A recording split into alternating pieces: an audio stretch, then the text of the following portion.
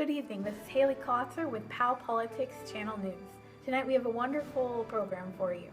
We have an interview with Natalie and Trinity on the 2016 presidential candidacy. This candidacy is revolutionary due to the running of the first female presidential candidate.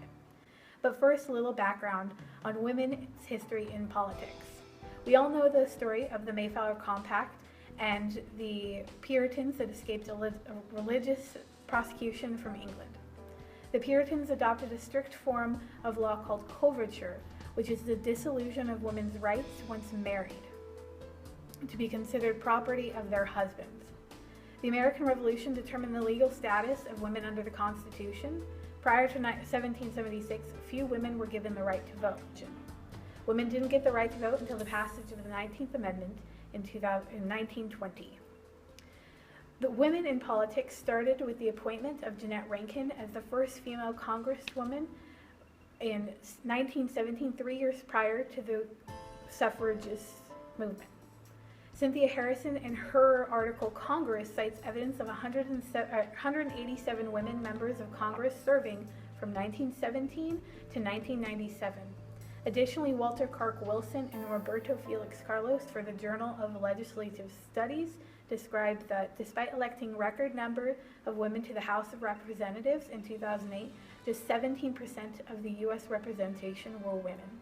Now that you know a little bit about women in politics, we can move our interview to the overview of women in politics worldwide and the effects of the presidential candidacy.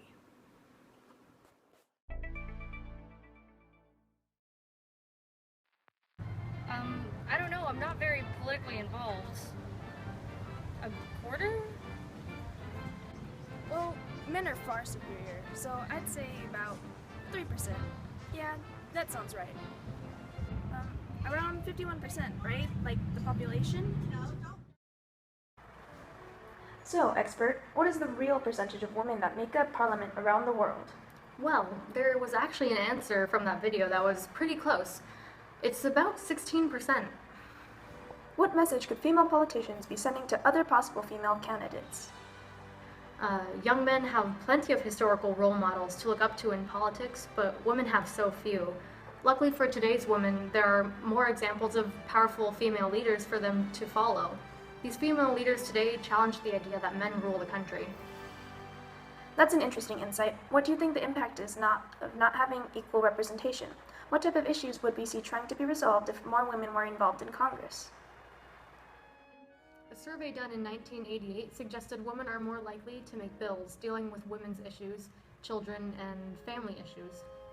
However, there have been more surveys done recently where the feminist group was almost split in half on issues such as increased support for federal government programs, abortion policies, and sexual harassment. Over time, ideas are constantly changing, so no one really knows how having more women in government would affect future policies. Have there been any negative or positive effects of having women in politics? Does gender really make that much of a difference? Whether brought in to be a pawn or to save their country, many of the women who led their countries had at least somewhat of an impact that would leave its mark for years after. Margaret Thatcher managed to better foreign relations with many other nations, including Ireland, and even helped to mediate the relationship between the US and the Soviet Union. There are many more women who managed to impact their countries, even while not acting as president or prime minister. However, this is just a short list. Let's get started by talking about the 19th Amendment that Haley was talking about earlier. I mean, what was up with that? You didn't think the right for women to vote was important? That's what allowed women to ultimately be a part of politics in the US. I mean, sure, it was only for white women at the time, but it was a great starting point for all the people's rights that came after. And I'm not disagreeing, I'm just pointing out that it was a great addition to our Constitution, and it really should be given more credit for allowing women to hold office. I mean, think about how few women are actually holding office in Parliament, even though they have the ability to. I know, but if more women were politically motivated, then there wouldn't be as much of a problem. with the underrepresentation of females in parliament. Maybe we'd have more than one female president candidate. That's all I'm saying. And I agree. But you haven't said anything about how female leaders in other countries have performed just as well as men in the same positions, like president or prime minister. I know, and that goes without saying, but we can't bring up other countries without remembering our own, which is currently at 95th compared to other countries based on the percentage of women. And yet, you seem to forget that the fact that we still haven't officially nominated a female candidate. Sure, Hillary Clinton is trying real hard and she's really close, but she hasn't made it yet, because some people are biased against women in politics. I completely agree with your observations. It's possible that thinking like this could have an effect on why women are less politically motivated. As strong as Hillary Clinton is as a presidential candidate, she's only one of the many running in the election. Heck, most people can't even name the Democratic female presidential candidate. Everything about that statement is so sad and true. At least tell me you know that women tend to make more bills and laws having to do with families and children, because that seems to be the stereotype that women would only make laws about those topics.